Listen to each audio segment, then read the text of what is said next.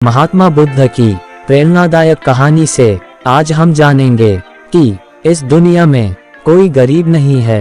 कहानी को शुरू करने से पहले आपसे निवेदन है कि चैनल को सब्सक्राइब, लाइक और शेयर अपने दोस्तों से जरूर कर देना। आज शुरू करते हैं कहानी। एक समय की बात है, भगवान गौतम बुद्ध एक गांव में धर्म सभा को संबोधित कर रहे थे। लोग अपनी अलग अलग तरह की परेशानियों को लेकर उनके पास आते और उनका हल लेकर खुशी खुशी वहां से लौटते।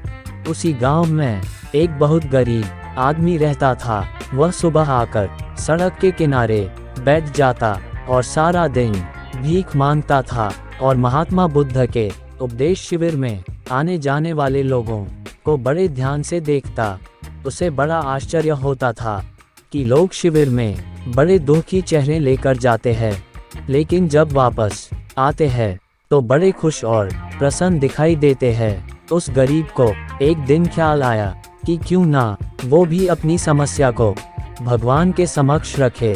मन में यह विचार लिए वह भी महात्मा बुद्ध के पास पहुंचा। लोग पंक्तिबद्ध खड़े होकर अपनी समस्या को बता रहे थे।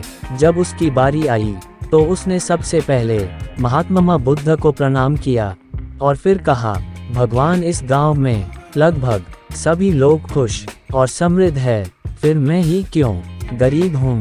महात्मा बुद्ध ने यह सुनकर मुस्कुराते हुए कहा, तुम गरीब और निर्धन इसलिए हो क्योंकि तुमने आज तक किसी को कुछ दिया ही नहीं।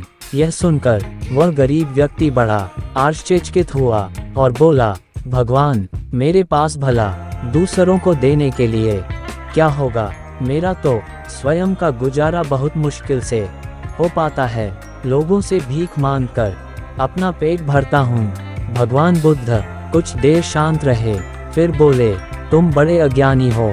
औरों के साथ बांटने के लिए ईश्वर ने तुम्हें बहुत कुछ दिया है, मुस्कुराहट दी है जिससे तुम लोगों में आशा का संचार कर सकते हो, मुख दिया है ताकि लोगों से दो मीठे शब्द बोल सके, उनकी प्रशंसा कर सकते हो, दो हाथ दिए हैं, लोगों की मदद कर सकते हो। ईश्वर ने जिसको ये तीन चीजें दी हो वह कभी गरीब और निर्धन हो ही नहीं सकता।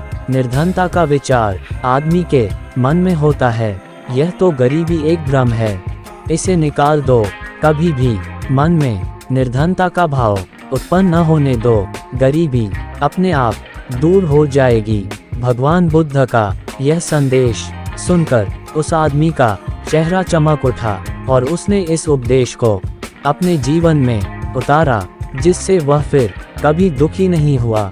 कृपया कमेंट करके बताएं कि आपको कहानी कैसी लगी। अगर कहानी अच्छी लगी है तो चैनल को सब्सक्राइब और लाइक जरूर करना।